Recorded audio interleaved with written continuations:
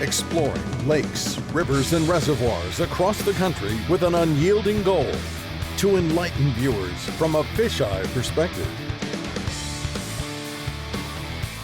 Come along and we'll investigate the habitat. Much more than a fishing show, this is an eye-opening aquatic experience. Welcome to Kim Stricker's Hook and Look.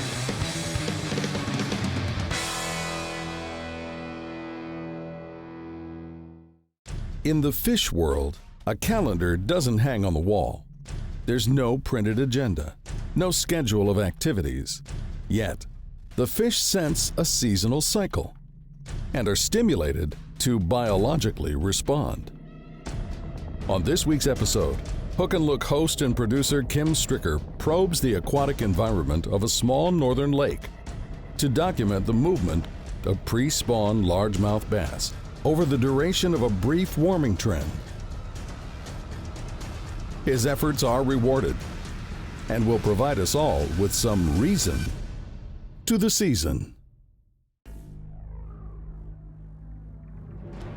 Through the course of their evolution, largemouth bass and other fish have adapted themselves to a wide range of external stimuli that coordinates their seasonal migration and breeding activities.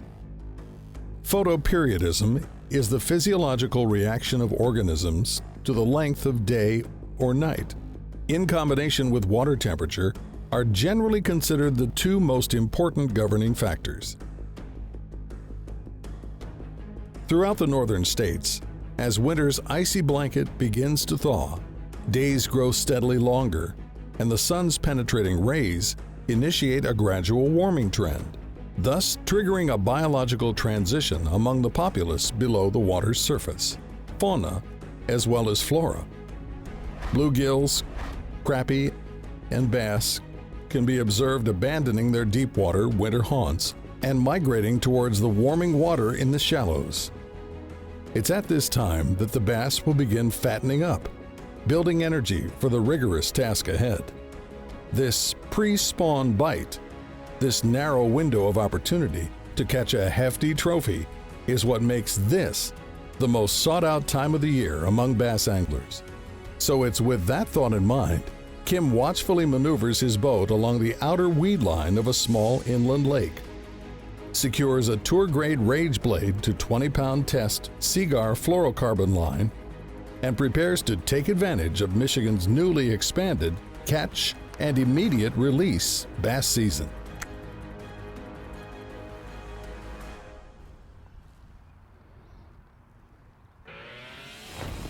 There's one right there.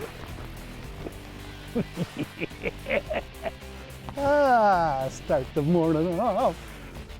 Not a giant fish. I don't think I need that. All right. That's a start on the Rage Blade. That tells me they're gonna eat it. We're gonna catch some fat chunkers today. Very nice fish. Let's do that again. Boy, it was a real light bite. A lot of times, even in the cold water, they'll hit this thing hard. What I'm doing is reeling it just fast enough to get the blades going, but I want it to contact the bottom. I want it to contact the weeds. I want to pop it off them. And that sudden erratic blade, and that will trigger those lethargic fish. There we go. That one slammed it. That one slammed it. Any size? A little better now, that one. Yes, he is. I might even get my net on this one. Yeah, look at that. Now, that's getting better. That's getting better. Look at that. Got him right in the bottom. Look at that, nice fat pre-spawn cold water. All right, nice fish, man. Very nice. Let's keep it up. Man, we just started. Having fun. Stick around. There's more Rage Blade action coming right up.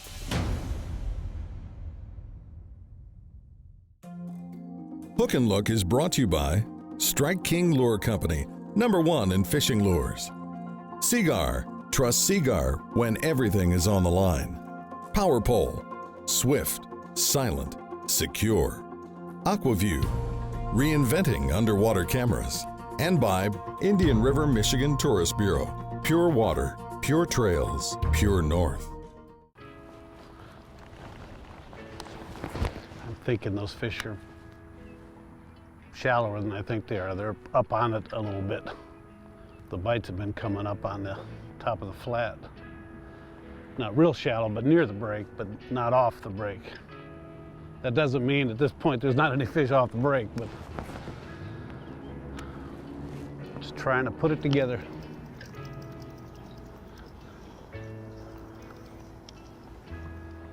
Good weed bed here. And a little critter. Look at this, look at that, look at here. Coming in over here. Nice fish. As soon as I said nice weed bed, I see over there. Yes, they don't fight a lot. They don't fight a lot this time of year. But they're healthy and chunky. Rage Blade. Yeah, they're nice, healthy looking fish, aren't they? Very nice. There you go. All right.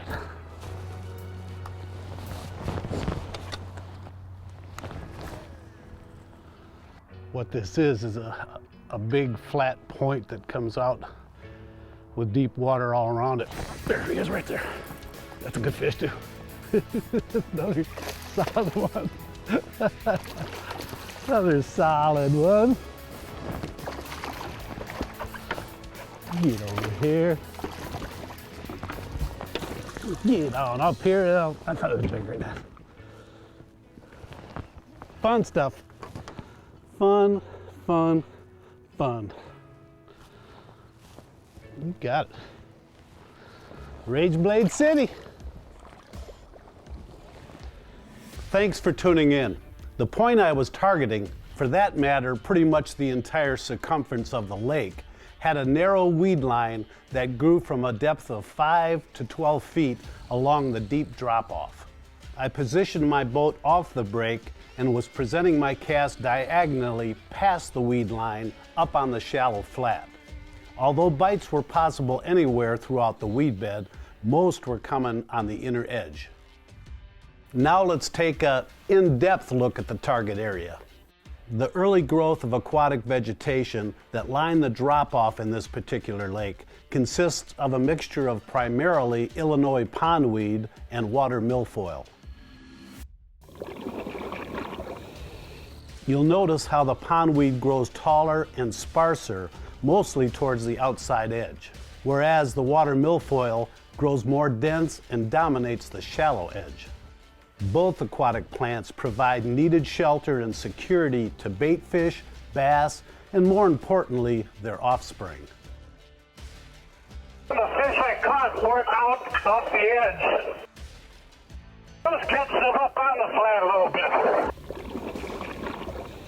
The outside edge of this really gets weeded up. A lot of nice cabbage. This is where the bait is. We ought to be seeing the bass. Oh, there's a big one. Wants to stay away from me.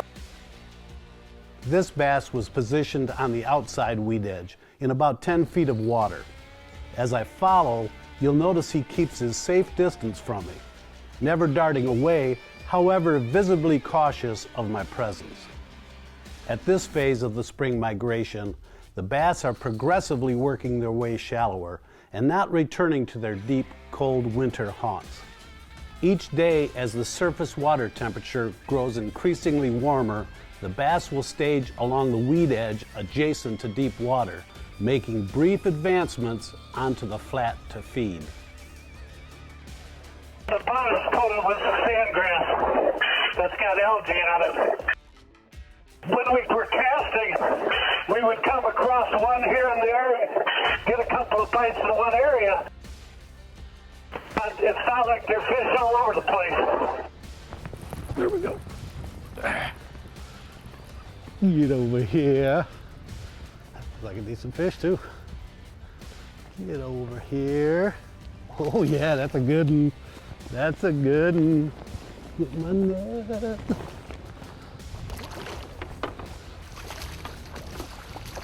Come on here. Into my net. Not as big as I thought it was, but he's a nice, solid, chunky largemouth. Right in the nose. Right in the nose. Whacking and stacking. All right. Going back. Stay with us. Hook and Look will return right after this.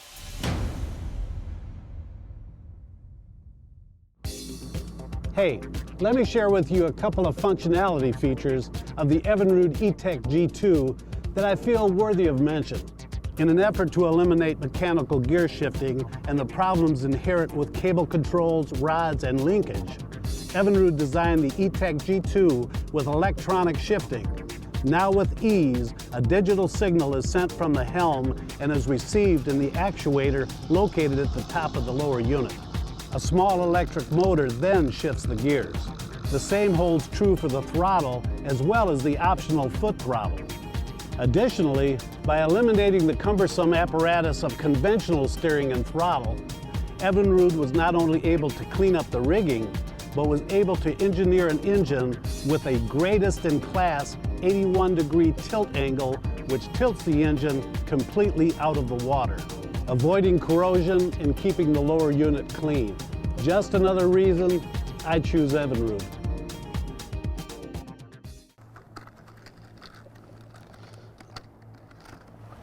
There it is. The Strike King Tour Grade Rage Blade. The weight is actually hooked to the blade, and you've got all this freedom of the hook, not only for the vibration, but the fighting of the fish. You don't have as much leverage when it's hinged like that. End of a point right here.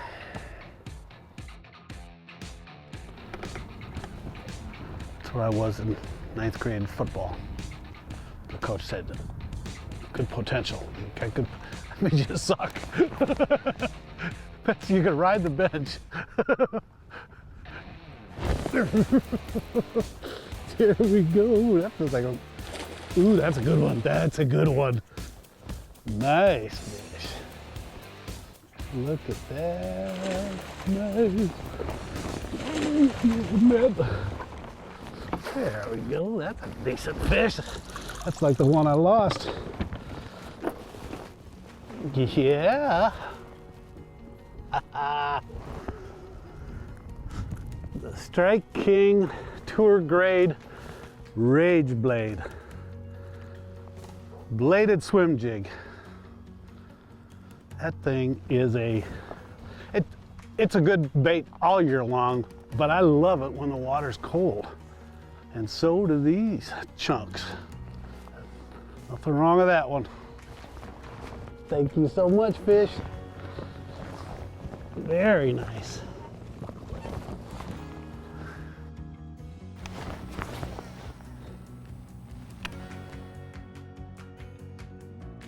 They're hanging like within 20, 30 feet from the edge up on these flats. They're coming up, but they're not up all the way. A little sun would bring them probably all the way up too.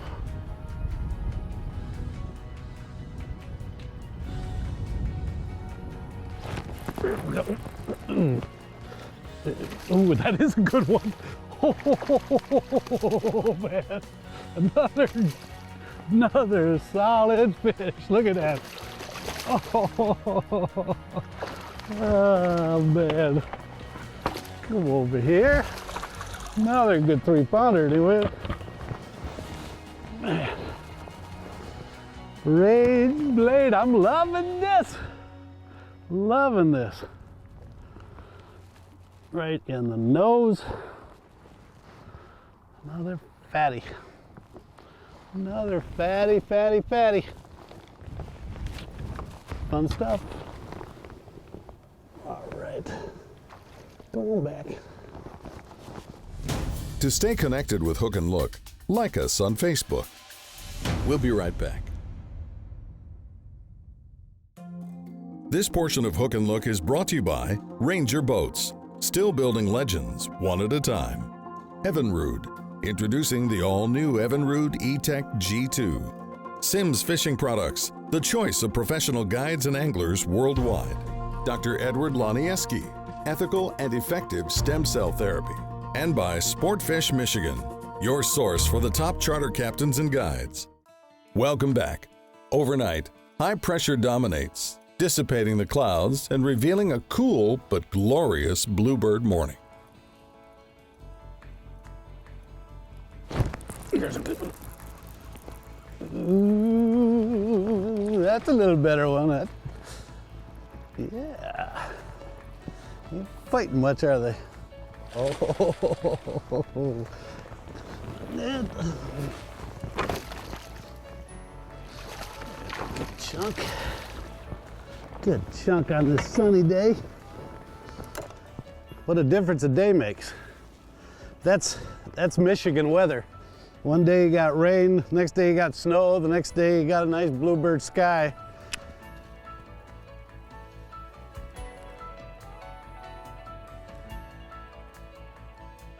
There's one. Ooh, that's a good one.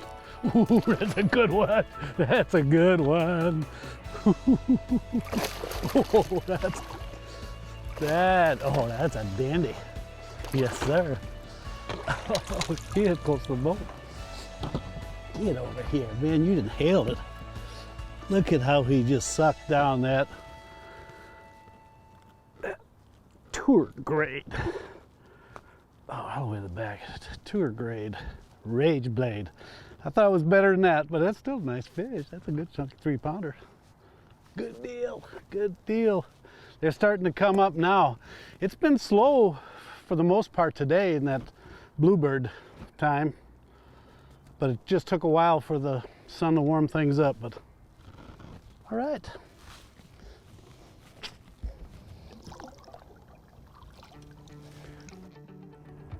One of the neat options that AquaView offers is their camera that has the depth and temperature on it.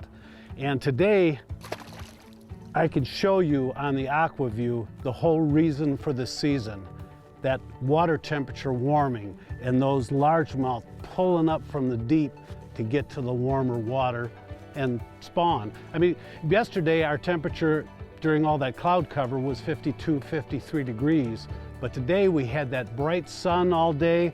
It's mid-afternoon right now, some clouds are coming in, but the surface temperature has raised to 56 degrees. But with this depth and temp camera, I could drop it down and I could show you right there, 21 feet. It's 44 degrees Fahrenheit in 21 feet. So you can understand why those fish are coming up and pushing up on the edge and then shallow. In fact, let's go up and look on the edge. Let's see how much warmer it gets in 12 foot of water. Right now I'm at 14 foot of water, just on the outside of the cabbage line. And I'm showing that it's 48 degrees. So it's moved up from 44. But look at the difference from 14 feet. Let me just slide up here. And you'll watch that temperature increase as I come up on the edge of this point. 11 feet, it's 50 degrees. Come on up a little further. 10 foot, it's 51 degrees. So that shows you why those fish are been hanging on that, either that edge or up on the flat. But look now, 53 degrees in the 6 foot of water. But you come up to the surface, and I'm showing 55. It's a useful tool.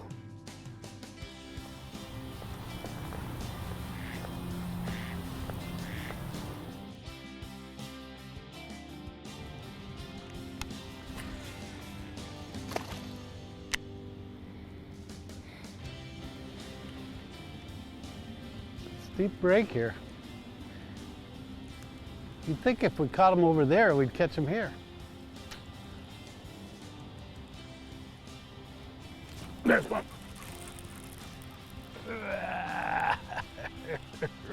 Ooh, that's a good. Nothing wrong with that fish. Yeah. Ooh, yeah, yeah. Rage blade fish. Another solid choker. Get over here.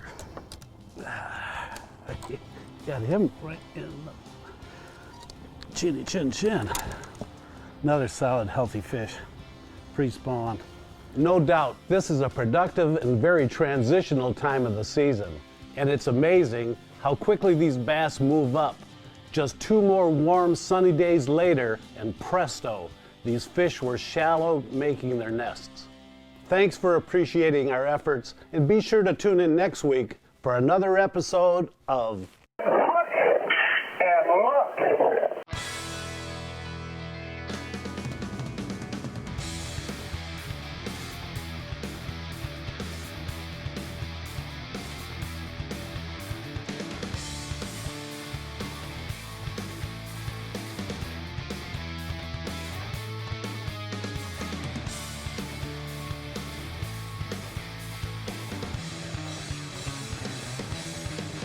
Hook and Look is a Kim Stricker production.